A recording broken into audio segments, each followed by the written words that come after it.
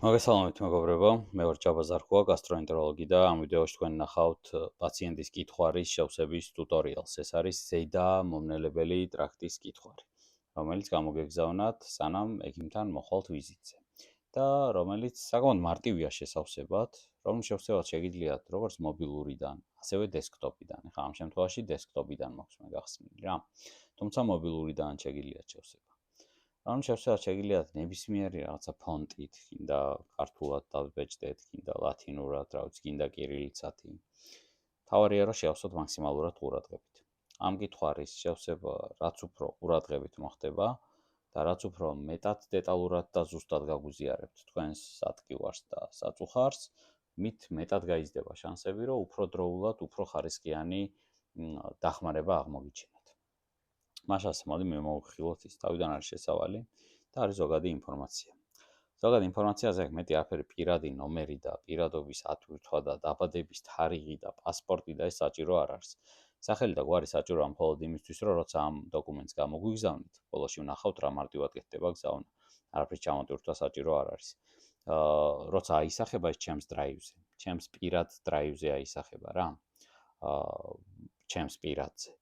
საიდანაც ეს რო ისტორია დიქცევა და ჩვენ რო ერთმანეთს შევხვდებით, ამას წავშლი, იმიტომ რომ ამის დაგროვება არაფერში არ მჭირდება. მეტად ინფორმაციას აღარ მომცემს და მაგიტომ თქვით დამინაგვიანდება დრაივი. ამიტომაც ეს უბრალოდ სანამ ვიზიტამდე მოხვალთ, მანამდე არა საჭირო. ამიტომაც ეს აისახება ჩემს დრაივზე და უბრალოდ ხო უნდა ვიპოვო დღეს რო ვიზიტზე მოდიხართ და დრაივზე რომ აქ რაღაცა გამოგზავნე რაღაცა 20 ინფორმაცია ასე შევსებული. თქვენი რომელია რამენაირად ხო უნდა გავიგო, ამიტომაც ეს სავალდებულო ველია. და აქ რასაც დაწერთ, ამ შემთხვევაში რაღაც Java ზარქუა. აი Java ზარქუა დაერქმევა იმ JSON files, დაკოდილ files, რომელიც აისახება გამოიგზავნება ჩემს დრაივზე. თუმცა, შეგიძლიათ აქაც აი თუ მაინც რაღაცა ოდნავი უხერხულობა მაინც შეგექმნებათ, აქაც კი თქვენი სახელის და გვარის დაზუსტებით, მიუხედავად იმისა, რომ არაფერი დამადასტურებელი არ ჭირდება Java ზარქუა, აწერია უბრალოდ, რა ვიცი, ანა Java ზარქუა და შეიძლება ეს შეავსო რაღაცა ჯონდი ბაღათური ამ სიტუაციაზე, ხო? თუნდაც ასე ის იყოს, რა ქვია, რამე უხერხულობა მაინც რომ მოგიხსნათ ეგეც, ხო? აქ შეგიძლიათ ჩაწეროთ რაღაც თქვენი ფსევდონიმი სიტუაციაზე, ანუ გითხრათ წინასწარ, რომ ასისტენტი გამოგიგზავნით მაინც ამ კითხვას რა და ჩვენი გუნდის წევრი. და უნდა უთხრათ მას, რომ არ მინდა მე იქ სახელი და გვარის მითდება ასე ჩემი თლად ნამდვილის და უბრალოდ Java მიცოდეს, რომ მოვალ ხვალ ვიზიტზე რაღაცა ამ და ამ სახელით. იქ ჩემი ისტორია იქნება ამ სახელით გაკეთებული თქო, რომ ნახოთ რა არა გვერიოს და ნახოთ ვისი შევსებულია ისტორია. ძალიან მარტივად რა ვთქვათ. ეს სავალდებულო ველია. ასაკის კესის სიმაღლე წონა საქმიანობა ამებს შეავსებთ. ამის მერე სავალდებულო მეტი არც ერთი არ არის იდეაში რა.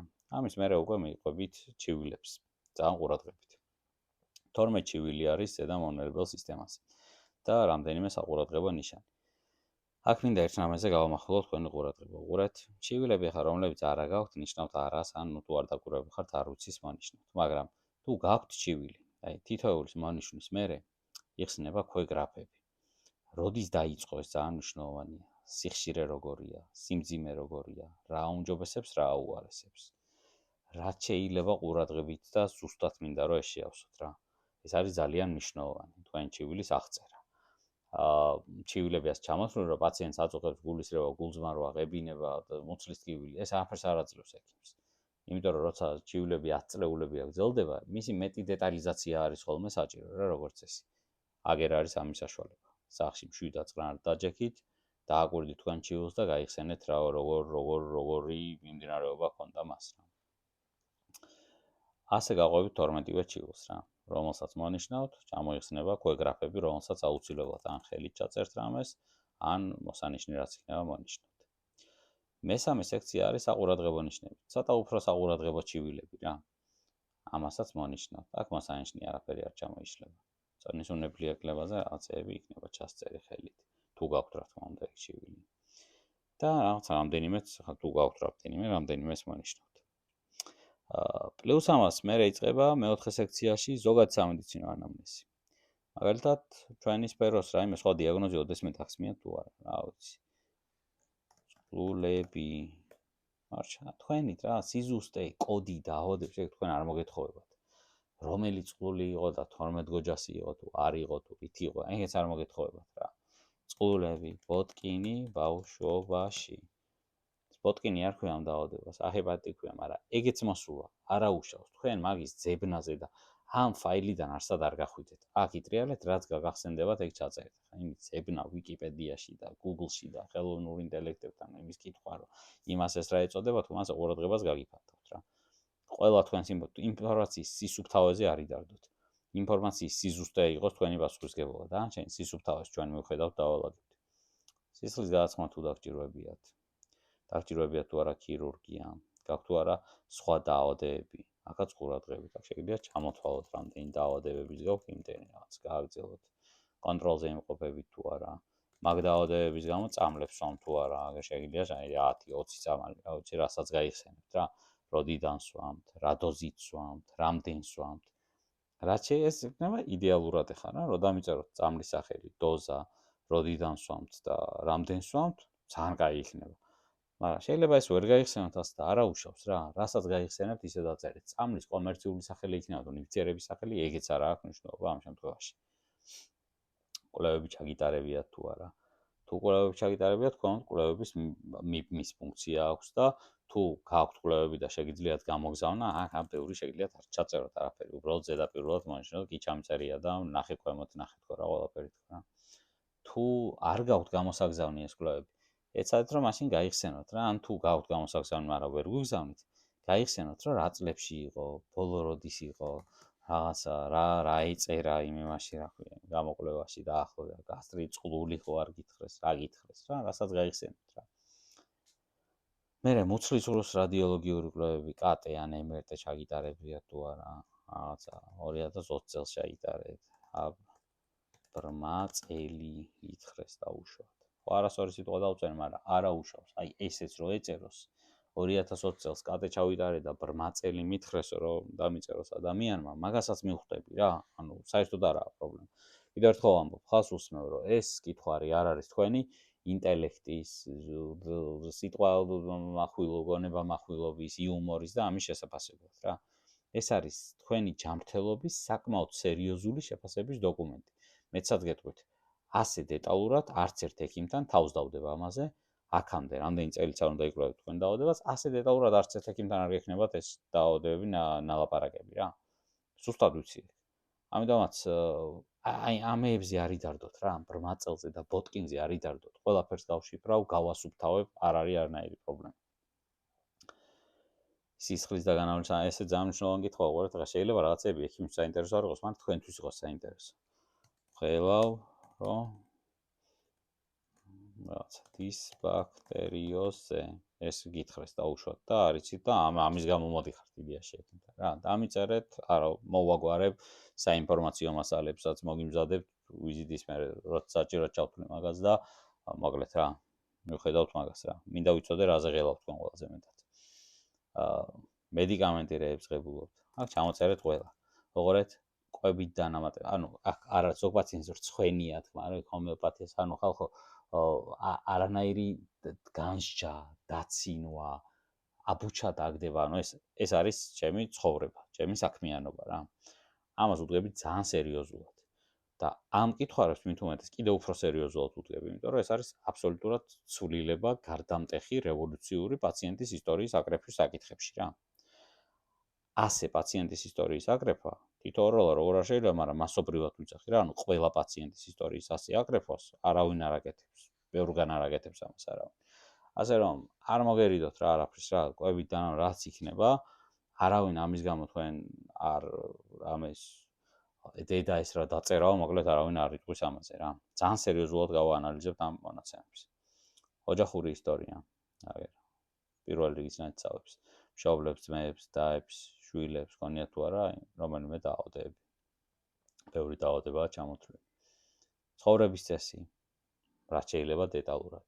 კიდევ ერთხელ ვამბობ, ეს კიდევ უფრო შეიძლება მოერიდოს ადამიანს და პირადადაც და იმ კითხვაშიც. საერთოდ არანაირი მოასარიდებელი რა.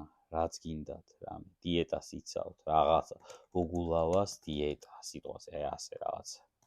თუკანი, რა ვიცი, რეებიც არის, ყველაფერი მონიშნეთ. რაღაცა კვირაში რამდენჯერმე სწრაფი კვების პროდუქცია. რაღაცა ყოველ დღე შაქრიანი სასმელები, წონაში დაიკელით, შემთხვევით რაღაც 10 კილო დაიგელით უნებლიეთ მონიშნეთ აქაც ფიზიკური აქტივობა საშუალოს თუ მონიშნავთ დააკონკრეტეთ რაღაცა აუდივარ ფეხით ამ დონეზე ხო არ გთხოვთ იმას რომ რაღაცა Apple Watch-ის მონაცემები ტრანსლირეთ ხო რა უბრალოდ თქვენით მონიშნეთ რა დონეზე შეგიძლიათ ძილი შეგვიფასეთ თქვენი სტრესის ტიპი შეგვიფასეთ სტრესის ხარისხი შეგვიფასეთ ალკოჰოლს მოიხმართ თუ არა თუ მოიხმართ როგორ მონიშნეთ რას ეძახით ჭარბმოხმარებას იქნებ არც ისე ჭარბია თამბაქოს მოხმარება მონიშნეთ მარიხუანა მონიშნეთ თუ გინდათ ახლა მარიხუანა ნარკოტიკზე ნუ ვიცი რომ ძალიან ინტიმური კითხვებია და ახლა როცა მეც არ მიცნობ შეიძლება ასე არ მენდობოდეთ რა ასე პირველივე იმაზე და არა სულ არ მონიშნოთ რაღაცა კითხვებს საერთოდ გამოტოვებთ რა თუ რამეა უბრალოდ რაც მეც მომცემს ინფორმაციას მით მეტად აგეხმარებით რა და უფრო სწრაფად და უფრო ეფექტურად რა მაგრამ არა უშავს ეს საერთოდ არანაირი პრობლემა გადავდებთ და პირისპირო შევხვდებით ამის მერე ხო პირისპირო უნდა შევხვდეთ და პირისპირო შევხვდებით მაშინ დავილაპარაკებთ სად გაიქცევ და სათქმელი დანარჩენი აი ამდენ კითხვაში თუ კიდევ დარჩა რამე საერთოდ არ გამიკვირდება გასტროენტეროლოგია ძალიან უცნაური სფეროა პაციენტები შეიძლება ისე არასტანდარტულად გამოიყურებოდეს პაციენტები არა და ჩივილები მათი რომ აი აღწერაც კი უჭირდეს ადამიანს და აი თქვენი სიტყვებით როგორი პროზა და ლირიკაც გინდათ ისეთი აგერ აქ გაუშვით როგორ ზომაზეც გინდათ რა აბსოლუტურად თქვენი სიტყვებით რა დამეხმარება რამში დამეხმარება ვერ დამეხმარება და არა უშავს წავიკითხავთ გავაანალიზებთ ამის მერე არის ღილაკი სადაც 30 ფაილი ექიმების დასკვნები სერიოზული კვლევის შედეგები რაც გინდათ რომ ნახო რა რაღაც კვლევები ახლა 20 წლის წინანდელი არაფრის თქვენი რაღაცა რეგულარული ანალიზი რომელიც ნორმაში იყო შეგიძლიათ არ გამოაგზავნოთ გუიგლად მაგრამ აი რაც გინდათ რომ ნახო აი ის მოტანასაც აპირებდით აი ექიმის ჩანაწერები მაგალითად ექიმის ჩანაწერები ძალიან მნიშვნელოვანია რა მაგისი კითხვის დრო ასე კლინიკაში შეიძლება არც იყოს რა და მაგე დიდ დოკუმენტები გამოუშვით ამოტვირთეთ და ჩვენ სანამ მოხვალთ ყველაფერს გავაანალიზებთ გვეცოდინება ეს ყველაფერი რო გექნებათ ისტორია თქვენივე ისტორიის წერაში მონაწილეობთ რა ეს არის უნიკალური პროცესი და ძალიან მიხარია მე ეს პროცესი რა იმიტომ რომ პაციენტი კონცეფცია იცვლება პაციენტთან ურთიერთობის პაციენტი ხდება თანამშრომელი ექიმის არა დაქვემდებარებული არა რაღაცა ის რა ქვია ექიმის კი არა ზემოთ კი არ დგას და პაციენტი ქვემოთ თანამშრომლები ხდებიან საერთო მიზნისკენ დაავადებასთან ბრძოლაში არიან თანამშრომლები ერთს უბრალოდ სხვაუნარები აქვს მეორე სხვაუნარები მაგრამ თანამშრომლობა არის რა თქვენი ისტორიის მაქსიმალურად დეტალურად აღწერა ამას აღწერით ჩვენ აღწერთ თქვენ ინფორმაციის ამოღება თქვენგან რა და რა თქმა უნდა ბოლოს რომ იმას იზამთ აჭერთ შენახვას რა გამოჩნდება ღილაკი იგზავნება და მორჩა მონაცემები გაგზავნილია თქვენს ექიმთან და რო გაგზავნილია თქვენს ექიმთან ახლა ჩემს დრაივზე რო შევალ იქნება რომ ეს 100 და ნაკლ რაღაცა ის დამხვდება რა ქვია დაკოდილი JSON ფაილი რომელსაც დავამუშავებ სანამ პაციენტს შევხვდები ვიზიტზე ჯანმრთელობას გისურვებთ ეს იყო ზედა მომნელებელი სისტემის კითხვარის შევსების ინსტრუქცია კარგად